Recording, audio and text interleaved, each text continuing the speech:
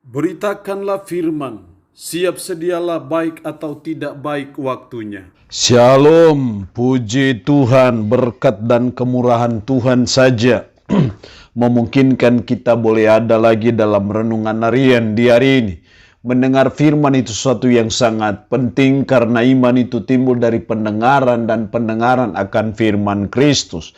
Nats firman Allah yang menjadi renungan kita bersama di hari ini saya ambil dari Yosua pasal 7 ayat 1 sampai dengan ayatnya yang ke-12 dengan perikop dosa dan hukuman akan. Secara khusus saya akan baca ayatnya yang ke-11 dan 12, firman-Nya berkata demikian. Orang Israel telah berbuat dosa, mereka melanggar perjanjianku yang kuperintahkan kepada mereka. Mereka mengambil sesuatu dari barang-barang yang dikhususkan itu.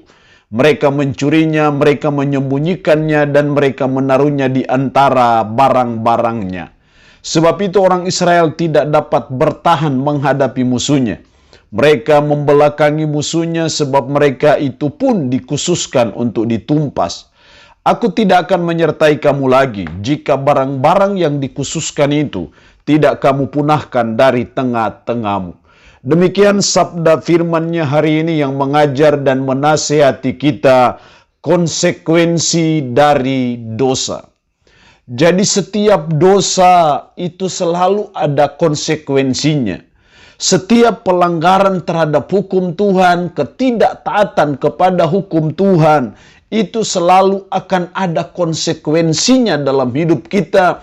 Karena Allah yang kita puji, Allah yang kita sembah adalah Allah yang Maha Kudus. Itulah yang dialami oleh umat Israel setelah mereka mengalami suatu peristiwa luar biasa ketika mereka bisa menjatuhkan kota Yeriko, bisa menghancurkan tembok Yeriko dan menguasai kota Yeriko. Tapi setelah itu mereka melanggar akan firman-Nya dan akhirnya berakibat fatal. Padahal itu hanya dilakukan oleh satu orang saja sebenarnya.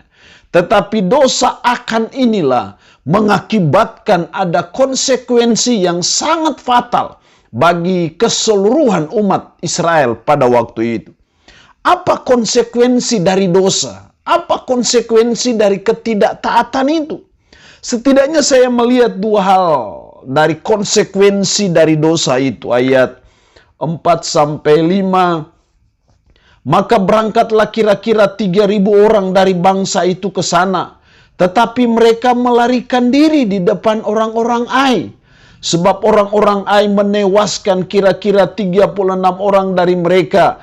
Orang-orang Israel itu dikejar dari depan pintu gerbang kota itu sampai ke Shebarim. Dan dipukul kala di lereng. Lalu tawarlah hati bangsa itu amat sangat. Menghadapi kota Ai yang penduduknya sedikit, justru mereka mengalami kekalahan yang fatal. Lalu Yosua bertanya kepada Tuhan, apa yang menyebabkan mereka mengalami kegagalan? Tuhan memberi jawaban dalam ayat 10 dan 11. Lalu berfirmanlah Tuhan kepada Yosua, bangunlah, mengapa engkau sujud demikian? Orang Israel telah berbuat dosa. Mereka melanggar perjanjianku yang kuperintahkan kepada mereka. Itulah akibat dari pelanggaran, itulah akibat konsekuensi dari dosa. Yang pertama mengalami kegagalan. Ketika mereka berperang melawan bangsa Ai yang kotanya kecil, penduduknya kecil, sedikit, tetapi justru mereka dipukul mundur. Bahkan ada yang tewas di situ. Dan ternyata penyebabnya adalah karena mereka berbuat dosa. Mereka melanggar persyaratan, melanggar hukum Tuhan yang sudah disampaikan kepada mereka. Akibatnya mereka mengalami kegagalan. Jadi seringkali kegagalan demi kegagalan terjadi dalam hidup kita sebagai konsekuensi dari pelanggaran atas hukum Tuhan. Seringkali kegagalan demi kegagalan yang tadinya kita sudah ada di puncak, yang kita sudah ada di klimaks karir kita, tetapi akhirnya mengalami kehancuran yang sangat fatal Apa penyebabnya? Salah satunya adalah konsekuensi dari dosa kita, dari pelanggaran kita, dari ketidaktaatan kita sebenarnya. Karena itu mari kita terus belajar dalam menjalani hidup, untuk kita terus belajar mentaati apa kata firman. Hidup ini paling aman, hidup ini paling nyaman, hidup ini paling sukses kalau kita terus mentaati firman. Kalau kita terus melaksanakan firman dalam hidup kita sehari-hari, maka saya percaya keberhasilan demi keberhasilan itu akan terus ada dan nyata dan mewarnai kehidupan kita sebagai umat. Jadi konsekuensi dari dosa adalah mengalami kegagalan. Jangan-jangan selama ini kita gagal terus dalam banyak hal. Gagal dalam bangun keluarga, gagal dalam membangun bisnis, gagal dalam menuju impian, cita-cita.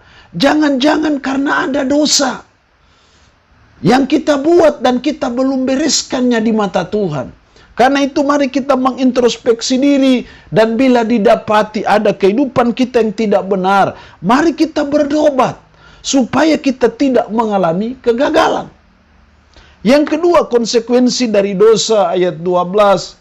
Sebab itu orang Israel tidak dapat bertahan menghadapi musuhnya. Mereka membelakangi musuhnya, sebab mereka itu pun dikhususkan untuk ditumpas.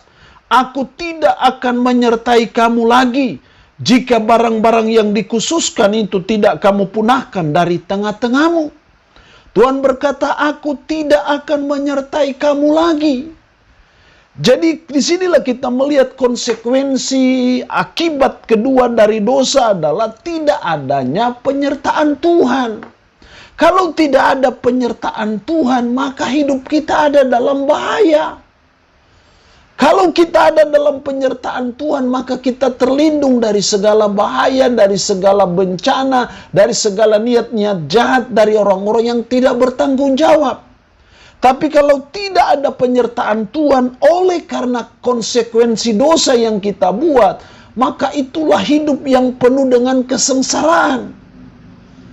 Jadi mari kita umat menyadari bahwa dosa itu sangat serius di mata Tuhan. Pelanggaran terhadap hukum Tuhan itu sesuatu yang sangat serius, sangat fatal di hadapan Tuhan. Jadi jangan senang berbuat dosa.